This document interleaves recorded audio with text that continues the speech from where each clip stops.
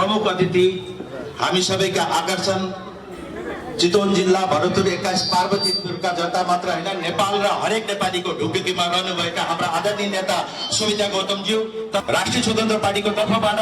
यहाँहरू सबैमा सन्ध्याकालीन नमस्कार टक्राउन चाहन्छु। घर दैलो कार्यक्रममा मलाई लागिरहेछ नि यो घर दैलो कार्यक्रम हो मात्र, किनभने पार्वतीपुर भरतपुर 21 को जनताको आज उपस्थिति स्वस्फूर्त रूपमा जुन देखाउनु भएको छ हामीले देखिरहेका छौं।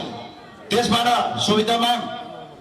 निर्वाचनमा तपाईलाई यहाँ ल्याएर गर्न पाएनौं छौं हामीले, तर यो पानी पक्कै गर्नेछ पार्वतीपुरबाट।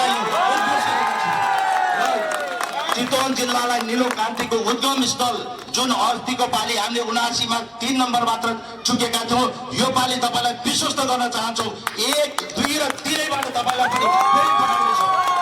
2079 मा प्रतिनिधि सभामा चुनिएर जानुभएका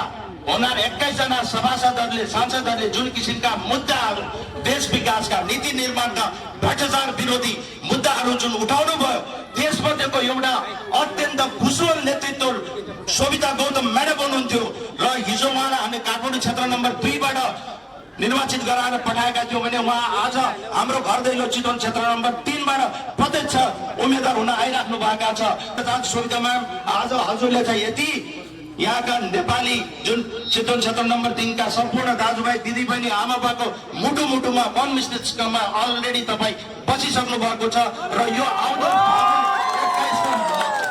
अब भोट गर्न मात्र बाँकी छ। फागुन 21 को निर्वाचन सम्पन्न भए पश्चात यहाँको चितवन क्षेत्र नम्बर 3 बाट प्रत्यक्ष तथा समानुपातिकको रूपमा जुन भोट आउनेछ अमूल्य भोट, त्यो देखेर तपाईलाई यति गर्व महसुस हुनेछ कि चितवन क्षेत्र नम्बर 3 ले मलाई साँच्चीकै माया गरेर पठाएका रहेछन् भनेर तपाईलाई सधैँ हामी चितवन क्षेत्र नम्बर 3 का विभिन्न पीडित